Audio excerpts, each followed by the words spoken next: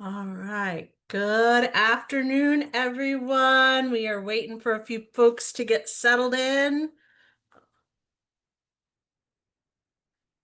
Happy fall. Let's do a little bit of testing in the chat. If you want to say hi, introduce yourself, but one thing I do need y'all to do, go down to that to button, and there is a blue pull down menu that shows who you're going to be chatting with. Make sure that's set to everyone, because if not, we're not going to be able to see those messages. Um,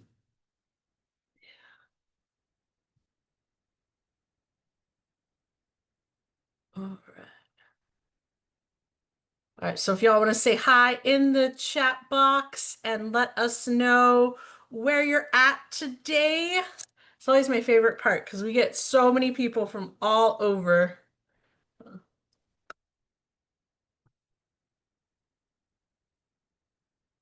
All right, we got San Antonio, we got Brownsville so far. We got Austin with us, Littlefield, back north, Laredo, two San Antonio people. That's my friend Roman too. So Houston.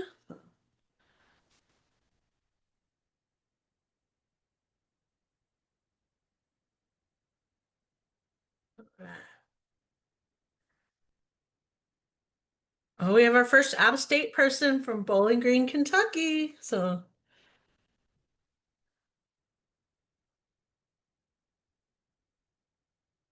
that when it starts going through all the folks coming in. All right. So while y'all do that, let me take care of a little bit of housekeeping for those that don't know me. My name is Crystal Garcia, and I am the Community Education Specialist. I just changed job titles, so I have to remind myself what I'm doing with my time and writing on my timesheet. But I am going to be hosting today's webinar, and I just really wanted to thank y'all. This is our last webinar for 2025. We're going to take a little bit of time off in December. We will be back in January. Again, at the end of January, we are actually going to be featuring a two-part session. So it will be a 3-hour webinar. You can join part one, part two, or all three, or both parts. However, your schedule kind of works out for a half-day training. But we're going to be addressing the intersections between stalking and sexual violence. And I'm really excited about this. Y'all have been asking for this webinar for years, and how we could put this together. So part one's going to be a dynamics, and then part two is going to kind of look at an investigative, safety planning type thing. So we can all get some skills from that to know about that, to educate that, to talk with our victims about that, and then actually like some steps that we can take in terms of advocacy and supporting people who may be experiencing stalking. So really, really excited about that. We are not opening up that registration until the beginning of 2026. So y'all make sure you're on our email list. Make sure that you are getting follow-ups from us, or watch out for us on Facebook, watch out for us on social media, things like that, and make sure you get to that training because that's going to be a really, really good one. And then I think the only other thing that I need from y'all, especially for folks who have come to quite a few of our sessions over the year, just remember to fill out your CEU stuff.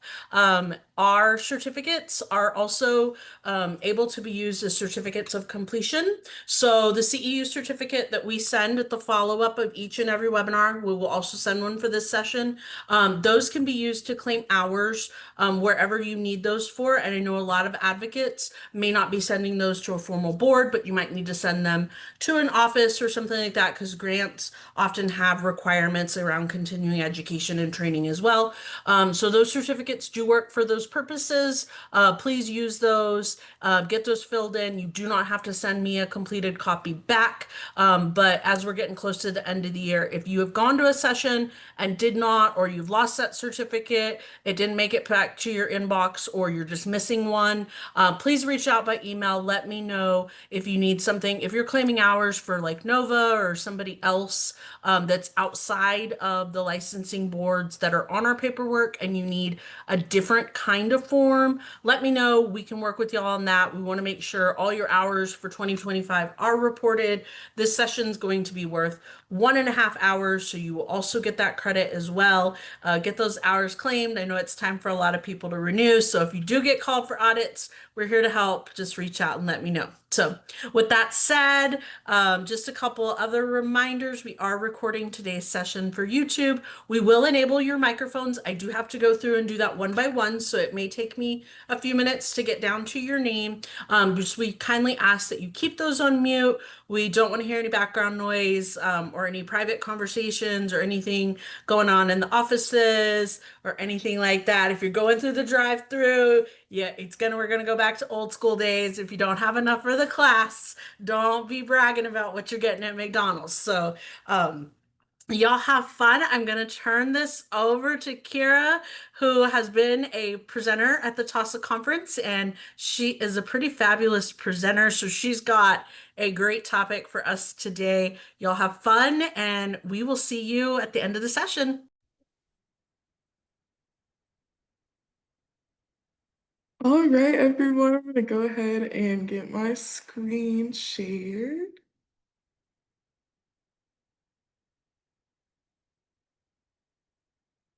All right, and I let Crystal know that I'm happy to answer any questions that you guys may have while I'm presenting.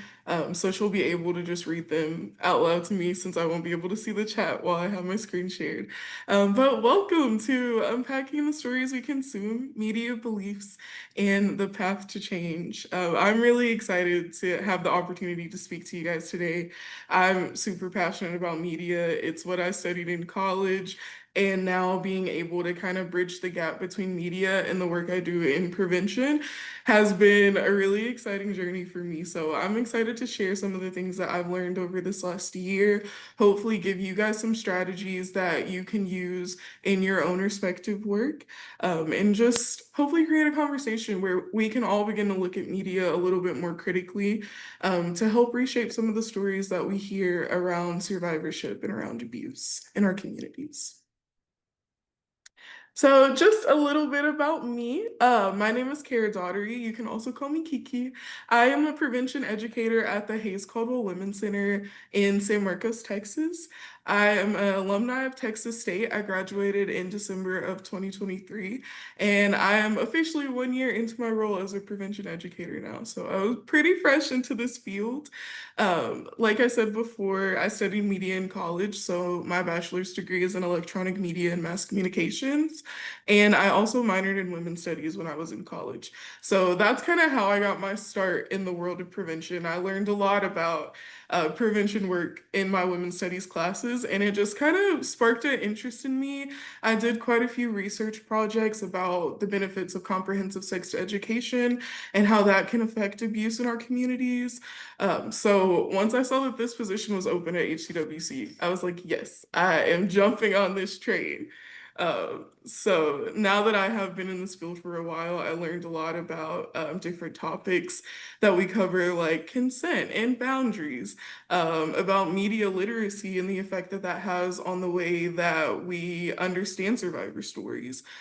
So I'm really passionate about this topic. I love talking about media so much, and I love that I get to include that in the work that I'm doing now. So, for our objectives for today, first, I want us to explore how media shapes our beliefs around relationships, power, control, and survivorship. So, we're really going to dive into the impact of what we see and how that can affect how our communities respond to survivorship and relationships and power and control. We're also going to examine how narratives that we see in the media can influence individuals and our communities, and identify ways to engage with media that's going to promote more empathy, more understanding, and hopefully one day a change in our culture. So these are the four main things that we're going to discuss today. We're first going to start off with the role of media, the role that it plays in our lives and in our communities. Then we're going to go into some depictions that we see in media. We'll move into how we can rewrite the narrative and then end on the path to change. But first, I want to hear what's one piece of media that has shaped how you think about love or relationships? So if you guys want to drop your answers in the chat, it can be a TV show you watched, it can be a movie, a book, a song, a news article that maybe caught your mind. I know that when the New York Times posted their like 36 questions that lead to love, that was a big hot topic then. So any piece of media that shaped how you think about love and relationships, I love if y'all could share in the chat right now.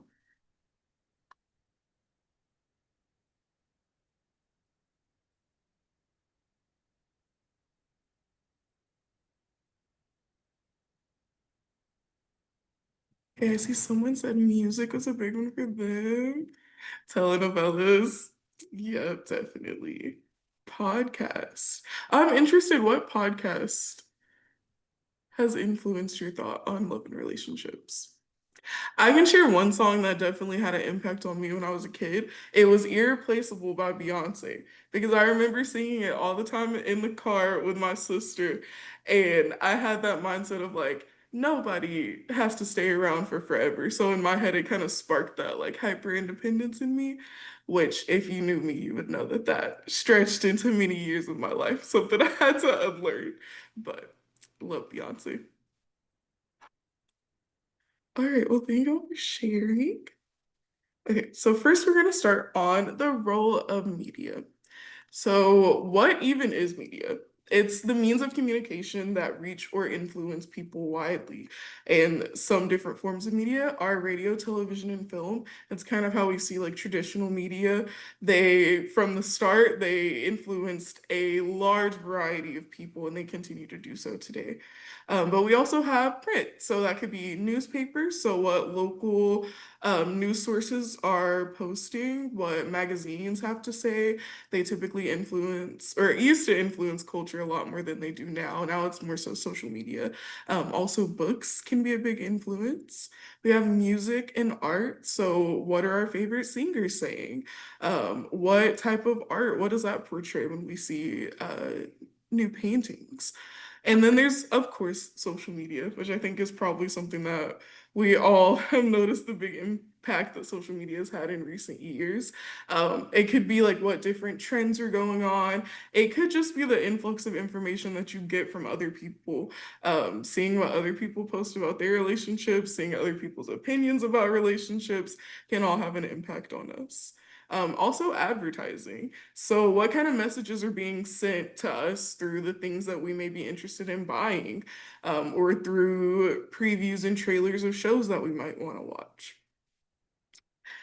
And above all else, we know that media is one of our first teachers that we encounter, especially when it comes to topics like relationships and love, power dynamics, and gender roles. When we see media, even from a young age, it begins to kind of shape the way that we think about society and the way that we think about culture. Which brings us to the social learning theory in media. I'm no psychologist by any means, so I do apologize if I don't explain this to the best extent. But essentially, we learn behaviors by watching others, and that even extends to fictional characters. We see people do different things, and over time, it kind of sticks in our brain, and we tend to build these kind of templates based on what we see most often and more frequently. And these kind of storylines and templates that we create in our brains can influence what we think is normal, what we think is romantic, what we think is unacceptable, or even what we see as abusive. And so when media repeatedly shows us certain narratives, we can begin to internalize these scripts. And that can be especially concerning when we're thinking of the influence that media has on youth. Because from a young age, depending on what shows that kids are watching, what movies or TV shows they're being shown, that can influence them later in life and influence what they've internalized as normal. And some of the impacts of repeated exposure to media in certain topics could be desensitization. So we can begin to see harmful behaviors as less alarming just because we see them more often. So maybe certain things like unhealthy communication, like being yelled at or talked down to, we can start to think of that as normal because we see it so often. And normalization, unhealthy or abusive dynamics can start to feel like what's expected in a relationship or in a different dynamic that you have. We also see internalization. So those messages that we see often can become part of our belief systems. They can influence boundaries that we hold, and they can even influence our expectations. And then lastly, we have the emotional impact of what we see. So media can either validate or trigger and maybe reshape how people understand their own experiences. So based on what you've gone through or what your clients have gone through, what they're seeing in media can have an influence of how they feel about their own situation, which can could be beneficial in some ways, but could also have a negative impact on them. So from that, we're going to move into the depictions of media.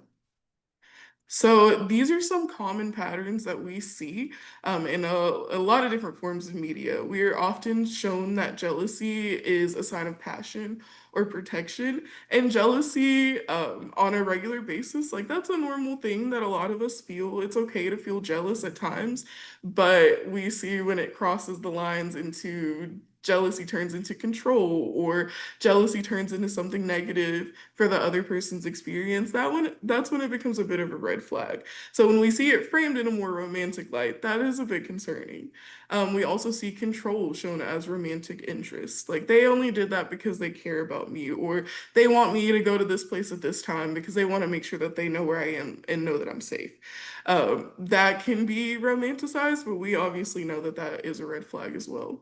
Also, lack of boundaries portrayed as intimacy. So, people not necessarily thinking that having agency over their body or over their own decisions, like that, is bad for their partner. We see power imbalances can be minimalized or even normalized. And then also, we see sometimes that red flags are treated as plot twists, not as harmful behavior. So, they're shown as like a shock factor and not given or not being shown for what they really are.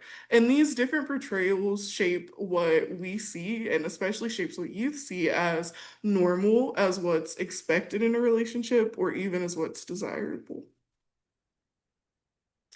And some other popular tropes that we can see in media. I'm sure we've all heard that no means no, but sometimes we see storylines where no means yes. No means that I can still keep trying and maybe see how far I can push the boundaries. We see a lot of victim blaming in characters or in different narratives of, oh, it was their fault, oh, they were asking for it, which that's things too that we see in our society as well. We see survivors used as plot devices to build another character's arc. So they're used as a way for another character to, in a way, like build themselves up, or in a way for them to like find their path throughout the story. We also see a lot of instant forgiveness for abusers in media at times, where it's like, oh, they didn't mean it, like it's okay, which again is something that we see a lot dealing with clients as well. Another trope that's very popular in media is the perfect victim. So someone who's shown as very pure, modest, calm, compliant. Um, and then we also see like redemption arcs for abusive characters. So they have a moment in the form of media where they were seen to be abusive to someone. And then by the end of that piece of media, now all of a sudden they're a completely different and changed person, which is true that people can change, they can learn from their mistakes in the past.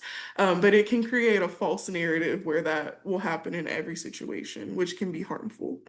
And then another one that was very popular, especially in the early 2000s, was a student teacher or older adult and minor relationships that were super normalized. I can think of it in shows like Pretty Little Liars or in Gossip Girls, a lot of those young adult shows, especially that a lot of teens watched. So it kind of set the precedent of like, oh, that's an interesting relationship to have, or oh, maybe that's not as bad as some people say. So with having these tropes just shown over and over, time and time again, it can kind of blur the lines of what's healthy or unhealthy or even an abusive dynamic for people.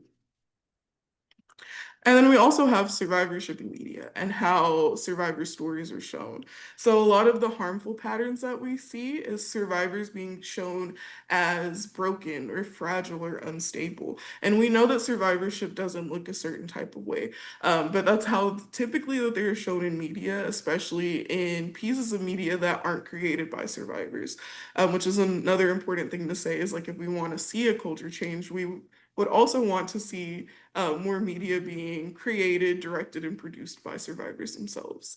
We also see a lot of trauma portrayed as dramatic rather than realistic. So things that get blown out of proportion or things that are used as a plot device. And it's just not taken into account the way that that certain trauma could have really affected someone's life who's watching the media or listening to the media. We also see a lot of the times healing shown as a very quick and direct or a linear dependent on a romantic partner. So the maybe it's that someone had an abusive relationship with another person and then they find the person who is like Prince Charming or the person who saved them as opposed to it being rooted in their own empowerment. Another common theme we see with survivorship in media is survivors only being believable when they behave a certain way, if they're more compliant, different characteristics that would make them more believable in that certain form of media. And then we also rarely ever see any accountability or any community support in survivor stories in media. And some of the cultural consequences of those is that it can shape our public expectations of how survivors should act. We think that, oh, well, if this really happened, then they would be crying all the time. Or, oh, if this really happened, then they would say this, this, and this. When, like I said before, we know that survivors don't all react the same way to what's happened to them. So it just creates a false narrative that can be really harmful when we're trying to show support for survivors, especially in the legal systems at times. It can also fuel disbelief when real survivors don't match the script that's been shown to us before. And for survivors watching or listening to these forms of media, it can create shame, self-blame, or minimization of their own trauma if they read a story that's not reflective of what happened to them, if they read a story that doesn't align with the actions that they're currently taking, it can be very harmful. And then we can also look at what some positive depictions look like or what more positive depictions should look like. So we would like to see more survivors centered in their own narrative. So they're not being used for someone else's character development. They're the ones who get to make the decisions for themselves. They're the ones who get to tell their own stories. The same way that we would approach survivors in the workplace is the same way that it would be best for them to be approached in media as well. Also, healing shown as non-linear and personal, their healing journey is so different for everyone. It shouldn't have to fit a certain script. Also, making sure that we're exploring the themes of power, coercion, and trauma in an honest light. So, not making light of certain topics, not using trauma just for dramatic effect, and also making sure that we understand what power and control looks like and how harmful that it can be. It would also be really important to see more community support that's more meaningful and seeing that survivors are being rallied behind. And then also having more characters with their own agency and with a voice and not making them all look a certain way or react a certain way. And this can be important because having empowerment as a portrayal in media reduces the stigma first and foremost. It also supports survivors' self-recognition. It can encourage empathy in audiences, and it can also help create a culture shift where disclosure feels more safe for survivors. So, we're gonna dive into a couple different depictions in media. So, first and foremost is gonna be Twilight, which I feel like at this point, Twilight is a bit of a cult classic. It was very popular when it first came out in the early 2000s. The book was super popular among youth, especially, and then also the movies became super popular. The unfortunate thing with Twilight is that although it's presented as a romance novel or as romance movies, there are a lot of unhealthy and even abusive dynamics that we see within Twilight. Um, in the first movie, we see a lot of gaslighting with Edward's character, especially. There's a scene, if you haven't seen it, there's a scene where Bella, the main character, is about to get hit by a car, and Edward runs over to her, and because he's a vampire and he has like super speed, he's like really fast and he's also really strong, so he stops the car from hitting her. And she gets taken to the hospital so that they can examine her and make sure she's okay. And she tries to have a conversation with him while she's there. And she like tells him like, hey, like how did you get over to me so fast? Like I saw you stop the car, like this is really weird, what's going on? And he tells her things like, no, that didn't actually happen. Like you're making it up, you're just not thinking straight right now. And when she continues to press the issue, he even at one point tells her like, well, if you say something to somebody else, they're not going to believe you. Which of course in the context of the movie, like he's a vampire, none of this is real. We get that part. But in the context of like relating it to real life and the way that other people may take that on, it may make conversations like this with a partner or conversations like this in any relationship dynamic, it may be hard for a person to realize like this is an unhealthy dynamic. Because then following that situation with Edward, we know that Bella goes on to marry him and fall in love. So it's just one of those situations where the lines can be blurred between, like I said, what's healthy and what's abusive. We even see like Edward watching her sleep at night, like sneaking up to her window to watch her. He was stalking her throughout the movies, and there's a scene where he shows up when she's in a different city than where they even live in, and he like saves the day because there were some men who were also following her around. So there's a lot of different scenes in Twilight that at the time were seen as like, oh, Edward's so romantic. He's like the knight in shining armor. He swoops in to save Bella whenever she needs it. But we know that with real world implications of the things that Edward is doing, we would never tell someone that that's a healthy dynamic. So Twilight is just one of many examples of how media can blur the lines between what's healthy and unhealthy. We also have the show You, which was super big a few years ago. And when it first came out, even Penn Badgley himself had to tell people like on social media, like, hey, you guys, we shouldn't be romanticizing Joe as a character. Because if you're not familiar with the show, it's essentially about a man who stalks different women and creates these romantic connections with them based on false narratives in his head, and they have absolutely no clue that he's been watching them or following them, and essentially that their relationship has all been manufactured by him. And so when it first came out, there was a huge wave on social media of people being like, I need someone like Joe in my life. I need a man like that. But what we see as like educators, or as people who work in this field, we don't see any healthy characteristics in these relationship dynamics. There was a lot of isolation in You. There was a lot of stalking, like I said, a lot of gaslighting and manipulation as well. So there's not really any healthy qualities in the show. And it's also not that the show itself necessarily romanticized these things, but the way it was received, and because of the actor who portrays Joe, it made him a character that some people decided to latch onto and create these parasocial connections with that were very unhealthy and abusive. We also have shows like Euphoria, which are more suited towards youth again, but also highlight a lot of different messages that are very, very harmful. Euphoria is a show that highlights that like adult and minor relationship. We see that between Jules and one of the dads on the show. We see a lot of different forms of abuse from a character named Nate, who again showed a lot of signs of manipulation, of coercion, of lying. It was just a lot going on with Euphoria. If you know the show, you know that it's a very wild show. But again, it created a wave on social media of people, some people saying like, I wish my high school was like this, and of some people saying my school actually was like this. So it's one of those situations where because the show was presented in such a creative way and in such an artsy way, like you can kind of see on the poster, like it had a lot of really dramatic lighting that was was really enticing to people. A lot of the wardrobe and the makeup was very enticing to people. So it was presented in a more appealing way, while the topics were not at all topics that should have been romanticized.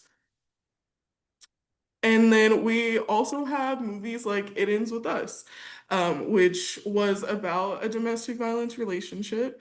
Unfortunately, the way that the movie was portrayed, it did in a lot of ways romanticize violence in that relationship. And then also just in the way that the movie was presented to the world, there was no like trigger warnings or any content warnings before the movie started. So some people didn't realize what the movie was about, which was very triggering for people when they watched it in theaters. Also, at the end of the movie, there was no like list of resources. There was no number to call if you were in need of help or in need of assistance. So this movie, it was the content in itself, but also in the way that it was presented to the world that was very harmful. But we see dynamics that are unhealthy and abusive, not just in dramatic TV and film, but also in more lighthearted senses, like with reality TV shows like Love Island. On Love Island, if you're not familiar, basically about 10 to 12 single people get dropped off on this island in Fiji, and they get to kind of date each other and just figure out who they want to end up with. The problem with Love Island is that they usually have a lot of games and challenges that they play throughout the season. A lot of them involve them like kissing each other, or, like touching on each other, different things. We never see conversations about consent, so we as the audience don't even know that everyone wanted to do this. Sometimes you can see like visceral reactions on people's faces where they seem uncomfortable. So it creates kind of this culture where we're not seeing consent and boundaries being present in these seasons. A lot of the time, the communication on shows like Love Island is very erratic. A lot of yelling and screaming at each other, a lot of miscommunications. We see some manipulation and coercion in Love Island as well. So it's just another one of those forms of media that's not very productive in terms of what it's teaching our society about what a healthy relationship looks like. Especially when people go on to like win the show or make it further in the show, and they can be seen as like it couples or like power couples or like I want a relationship like them. But in reality, number one, we have absolutely no idea what that relationship is actually like behind closed doors. But also, some of the things that we see on the show itself are unhealthy. And that becomes the behaviors that we're shown to model and to desire. So now we've heard a little bit about what the role of media is in our communities and in our individual lives. We've seen some examples of different things that have been depicted in media. So we're going to move on into how we can start rewriting the narrative based on some of the negative things that we see in media, which I would also just like to point out. I know I'm talking a lot right now about like negative things that we see in media. I'm by no means telling you not to watch your favorite show or your favorite movie or read your favorite book anymore, because you can still enjoy media that doesn't necessarily always have super healthy models in them. That doesn't make it a horrible show or movie or book overall. But the important part is just understanding that those are not dynamics to strive for, and making sure that when we go out into the community and teach on these different topics, or when we're having conversations with people, that we're highlighting, like, first and foremost, this is a fictional piece of media. This isn't real life, and also these are certain things that should not be modeled. So I hope no one feels like I'm trying to tell you that your favorite show is horrible. That's not the point of this, because I love Love Island and a lot of the other shows and movies that I talked about. But what's important is just recognizing the difference between what's healthy and unhealthy. And if it gets to a point where it's influencing you or it's influencing the people around you, then maybe it's time to have a conversation about that, or maybe it's time to take a little bit of a step back from that certain piece of media. So, What we want to do is start using media as a tool for critical reflection. So, media doesn't just reflect our culture, it can teach our culture. We see different waves in media where sometimes what's being pushed out does seem to have an influence on what happens in the coming years. But we can also see that media can sometimes reflect what's already going on in culture. So, it kind of teeters on two different sides of a coin. But by pausing to analyze what it is that we're consuming, we can begin and disrupt these harmful narratives. Whether it's about relationships and love, whether it's about power and control, or consent, or even survivorship. And so, to kind of help us engage with media more consciously and to be a little bit more critical about the media that we're consuming, I kind of came up with this framework that we can use. So, it's called Notice, Name, and Reframe. And it's just a way to help you engage with media less passively. So this is the Notice, Name, Reframe framework. It's a three-step lens for evaluating specifically relationship dynamics in media. So first we have notice. So you just want to literally notice what's happening in this form of media I'm consuming. What emotions are standing out? What are some behaviors that stand out? What are some repeated patterns that we're seeing? Then for name, we want to identify and label what those dynamics are. So is this something healthy? Is it unhealthy? Is it abusive? And we can use a relationship spectrum to do that. It's a tool provided by Love is Respect that I'm sure a lot of you have heard of before. And then also we have reframe. So we can ask, what's an alternative to this narrative? How could this dynamic look healthier? How could the characters in this piece of media be more empowered? And this helps us, it helps survivors, it can help us as educators or advocates, and as a community as a whole, interrupt these harmful scripts so that we can continue to write new ones. So for step one under notice, it all starts with observation without judgment. So kind of like I said before, it's not to say that you can't watch these shows or movies or listen to certain songs, but it's just about understanding what it is that you're being shown. So what is the tone of the certain media that you're interacting with? Are certain things being romanticized? Is it really tense? Is it more comedic? What's being normalized? You can also look at how the characters are communicating. So kind of like I mentioned in a show like Love Island, like are people just yelling at each other and it's not being super productive? Is it a show kind of like Heartstopper on Netflix where characters can communicate in a more effective and peaceful way? Like what is it about the communication patterns that stand out? Also looking at what are the power dynamics that are present. So kind of like when I was talking about the student-teacher relationship or an adult and minor relationship, how are we analyzing these power dynamics? What about the situation makes it wrong? And how can we be able to communicate that to whoever's watching that? Also looking at if boundaries are respected or if they're repeatedly being crossed. And then how does media want me to feel about what's happening? So sometimes when we watch certain media that has unhealthy behaviors, you're not meant to feel happy after you're watching it. It's being presented at you in a way to make you stop and think about what's happening and reflect on that. But sometimes when we watch things with unhealthy or abusive dynamics, it is presented in a more romanticized light, and you're supposed to either feel bad for the character that's doing the abuse, or you're supposed to feel like, oh, well, everybody goes through hard times sometimes, but at the end of the day, like it'll all end up okay. So, kind of just trying to feel out how am I supposed to feel about this? And it can help you become aware of the messages that we usually kind of take on without even thinking about them. So, like, what do I leave this piece of media feeling like? What message do I leave this piece of media? What message do I take away from this piece of media? And how is that affecting me, or how is that affecting my community? Then the second step, you want to name what those behaviors are, which is where the relationship spectrum comes in. So, is it a healthy behavior or a healthy situation? Are boundaries being respected? Is each individual being respected? Is equality present? Is there mutual decision making? Is there any accountability being taken in the situation? We see in the unhealthy frameworks, is jealousy being framed as love? Is there a lot of manipulation? And if there is it being minimized or is it being played up for dramatic effect?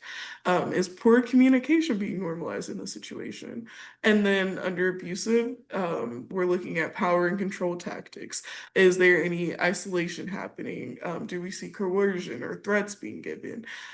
Is anything that's non-consensual being formed as romantic or passionate, or that it was just a miscommunication? And the purpose of that is to actually give the language to what's happening. So in notice, you're figuring out, okay, what is it that's actually happening? And then in naming, you're being able to say, okay, so I know what's happening. Now, where does it lie on the spectrum? And how is it being portrayed? And then lastly, we have reframe. So this is at the point where we can finally begin to challenge those scripts. So you can ask yourself questions like, what would a healthier version of this moment look like? And when you're doing that reflection, you can kind of consider how could boundaries be honored in this situation? What boundaries are being overstepped, and what would it look like if that doesn't happen anymore in this certain piece of media? What type of communication is missing, or is communication even present at all? And then also thinking about how can media portray survivorship with more dignity and accuracy rather than sticking to certain character storylines that we've had for so many years. And overall, reframing helps us create room for new beliefs to come forward. And it's very healing for a lot of people. It can be healing for survivors, it can be healing for us as a community. And it helps us build healthier cultural scripts than ones that were already being provided, which can have a more positive impact on us as a whole. And specifically, when we think about why this matters for survivors, as survivors, often they can internalize media messages, especially those that revolve around blame or guilt, that revolve around their worth, that revolve around how others should respond to them, or even how they should respond to others. A lot of the times in media, abusive behaviors are romanticized or normalized, and that can shape their expectations of relationships. So certain things that are abusive or unhealthy behaviors that in certain forms of media can be shown as romantic. It can make it hard for people to realize when things are happening in their own relationships that are abusive. And so once we focus on rewriting the narrative, that can support a survivor's journey through self-compassion. So them realizing that what happened to them was not their fault, that they should be able to forgive themselves in the situation if that's something that they are not forgiving themselves for. It can help show more boundary setting, so how we can set boundaries with the people in our lives and make sure that we advocate for ourselves to uphold those boundaries. It can help with undoing internalized beliefs that we may have picked up over the years from media, and it can also help recognize strength and resilience. And overall, we know that survivors deserve narratives that affirm them and don't distort them or their experiences, and don't reaffirm certain behaviors in a positive light. And so once we look forward to the path of change, this is kind of how we can use media in our work, in our day-to-day lives, and flip it into a more positive light. So for any educators that are here watching this webinar, you could potentially use certain scenes from TV shows or movies, lyrics from songs, or even social media posts to start a discussion with your community about things like boundaries, consent, power, healthy dynamics. A couple of my coworkers actually created a bingo that we got to play yesterday that is about lyrics that we hear in certain songs. And through that bingo card, you can like check off which dynamic is shown throughout the song. So even something like that is really helpful for people to make them think about what it is that they're listening to and what behavior that those song lyrics are connected to. You can also help students, if you're working in classrooms, practice identifying healthy and unhealthy dynamics. So, with some of my students this semester that I have, they really like the show The Summer I Turned Pretty. So, we've talked a couple different times about certain behaviors that they saw in the show that they thought were healthy and certain behaviors that they thought were unhealthy. And doing this with students is a great way to kind of give them a tangible view of what the relationship spectrum looks like. It's a little easier sometimes when they can see something and put a name to it versus when you're just explaining it to them verbally. And then also, you can build out media literacy skills that prevent harmful norms from that being something that they take on. So, telling them things like, well, when you're watching the show, make sure you think about how the person is being communicated to. Is that person being harmed in any way?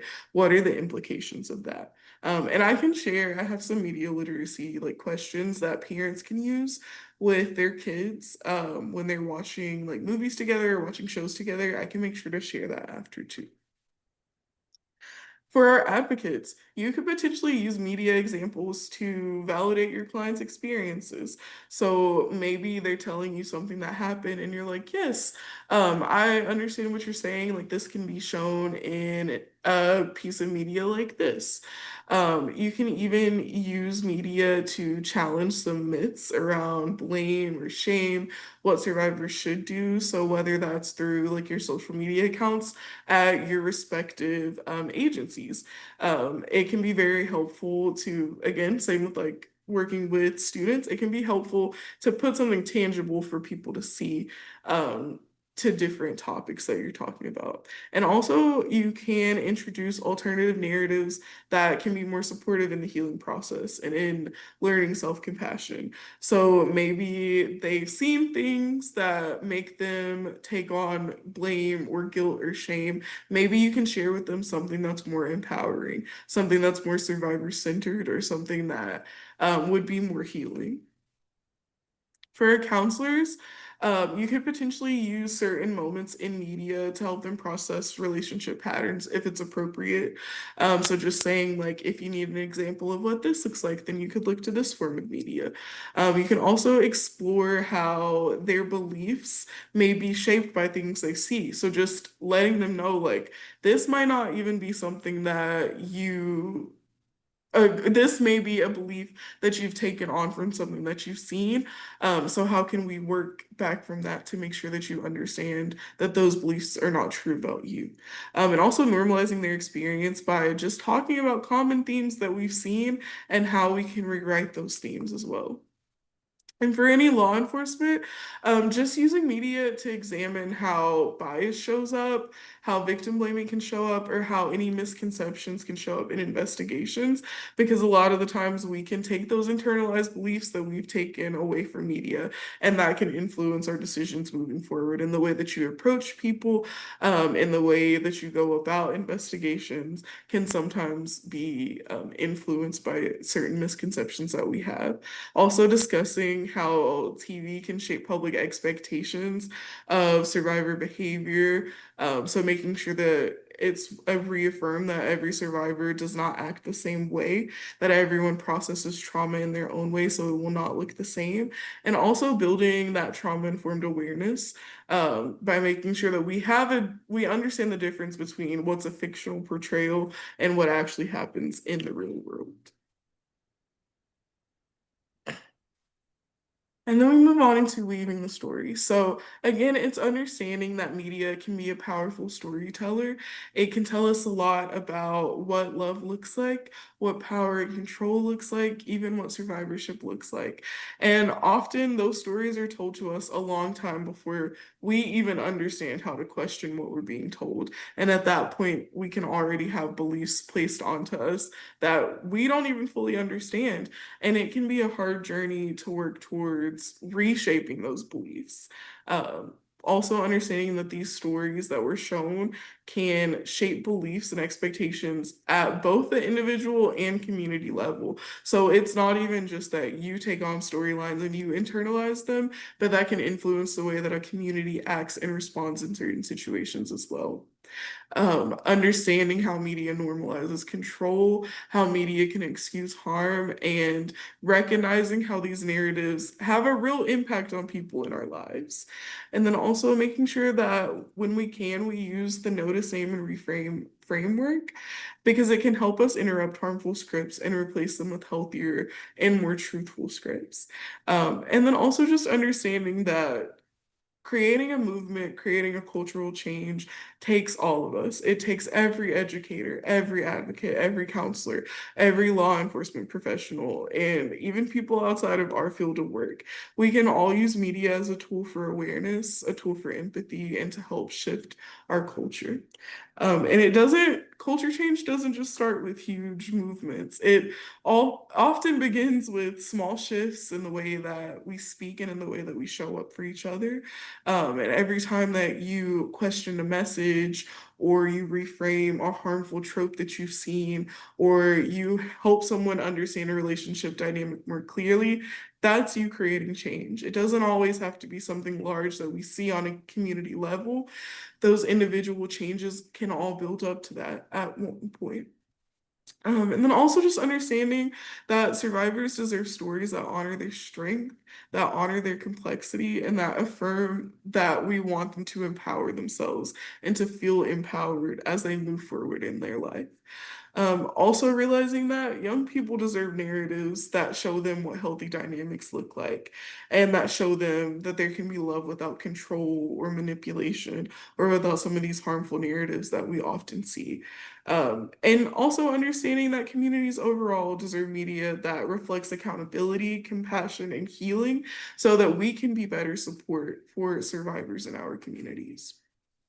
So, my hope with all of this was that we can create a path moving forward, where we can analyze media more critically, where we can begin to interact with media in a different way, where if we're posting on social media, if we know people who are creating different forms of media, that we can spark more discourse about what's healthy, unhealthy, and abusive and what's something that would be helpful or harmful to share in terms of movies that are being created, TV shows that are being created, books that are being written, or even on social media, things that are being shared. We can choose what we amplify, we can choose what we challenge, and we can choose what we teach to others. It's also important that we make sure that we model the kinds of relationships that we want to see in our communities and the types of relationships that we want our communities to believe in. And we also want to help survivors reclaim the pen and write their own narratives because we know that as important as it is for empowering stories to be shared in general, it's so much more healing and so much more empowering when the survivor can tell their story themselves, or they can share stories that feel more centered around them. And when we shift the stories that we consume, that's when we really shift the culture that we live in. And each and every single one of us has the power to make that shift. It only takes one conversation, it only takes one reflection, it only takes one reframe storyline at a time to create that change. So I hope that you guys were able to take something positive away from this talk. I hope that as you interact with media moving forward, that you're able to see things in a different light, that you're able to pause and reflect on the stories that are being told and the impact that they can have, not just in your lives, but in the people who you work with lives, in our community as a whole. Yes, that is all I have for you guys today. And I would love to answer any questions that you might have at this point now.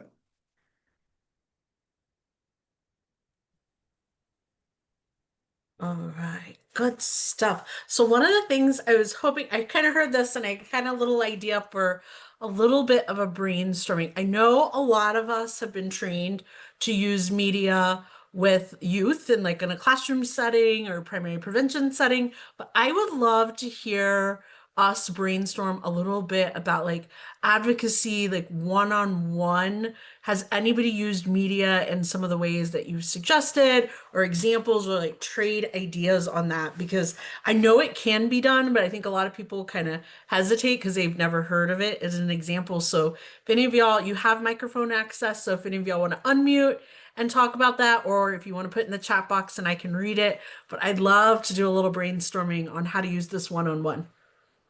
I used to do support groups and for victims of domestic violence in English and Spanish, right? So in Spanish, I use different examples, right? English and Spanish, but in the Spanish support group, I used I was trying to show them the difference, when what she just spoke about is what we normalize, what we hear in the songs that we sing, the shows that we watch, our culture, how we grow up, and we just normalize so much. So that was the main group, like, well, our focus was on that group. And I asked them to, on the previous group, yeah, for our next group, write down your favorite song. And when they came into group, like, okay, for example, one of them, like, okay, what song did you bring? Or which one's your favorite song? And she said, Despacito, I think it's Daddy Yankee, I believe. Mhm. So we went through the lyrics and they were just looking at me like, what? This is what I've been singing? I'm like, yes. And so that's how I've used social media, I guess, like well, songs, popular songs. And after that, I continued doing little activities like that just to kind of make them aware. Even though, you're only singing the despacito part, this is what the rest of the song is implying, or what it's putting out there. And yeah, that's my example.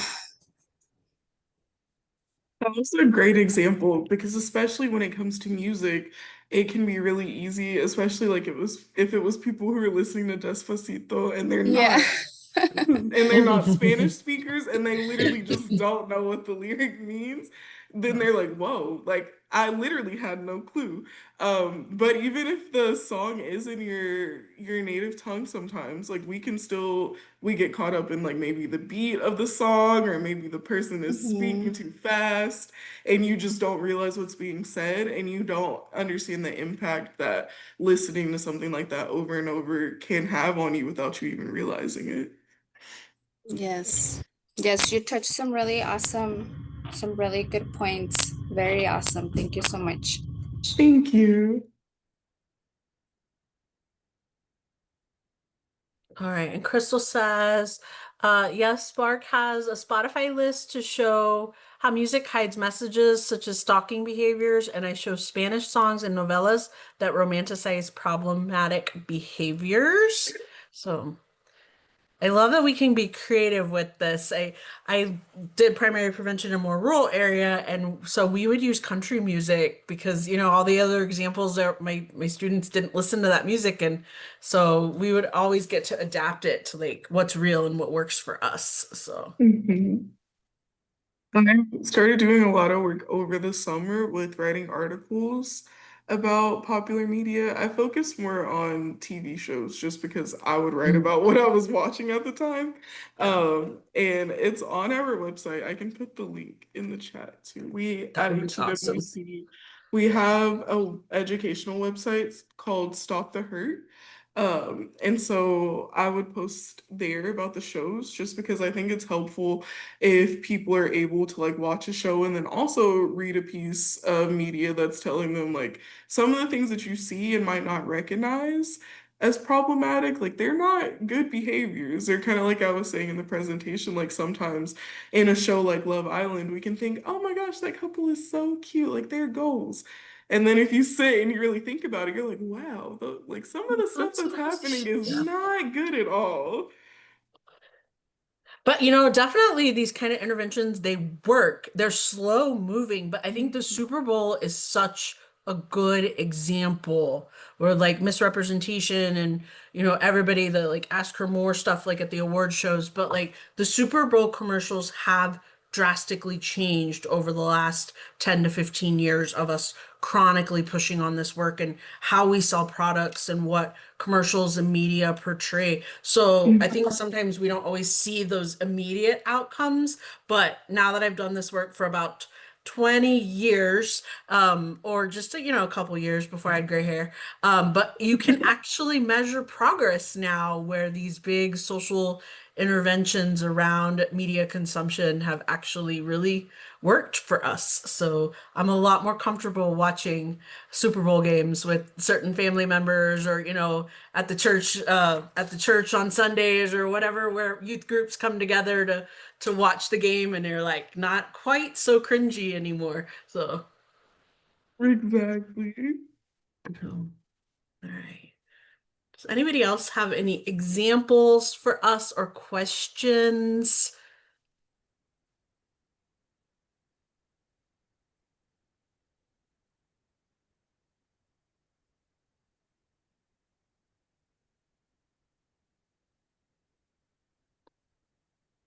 All right. And I'm gonna re-drop your the website back in the chat because it only went to the panelists, so Oh, y'all I'm so can't, sorry my about that. audience can't see it. I do that all the time though. All right. All right, y'all let us know with the React button if you can see the link to their website, the stopthehurt.org. So,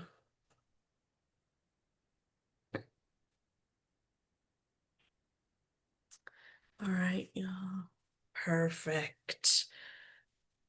Okay, so you will be getting a copy of today's PowerPoint. So y'all can thank our speaker today. This 2025 really has been a great year of online learning, and we're really looking forward to 2026 and planning out that calendar now. So if y'all guys are looking for specific topics, or you have a webinar person or speaker to suggest, or you have content that you want to present, feel free to reach out and let us know. We want this space to be meaningful for y'all, to get you the continuing education hours you need, and then to keep us on the cutting edge, leading the field with innovative learning opportunities and just, making sure we're checking ourselves on topics. Because I've always advocated in presentations that we never arrive as advocates. No matter how long we do this, our field is constantly growing and evolving, and the need for us to keep learning and changing and growing with this field is always going to be there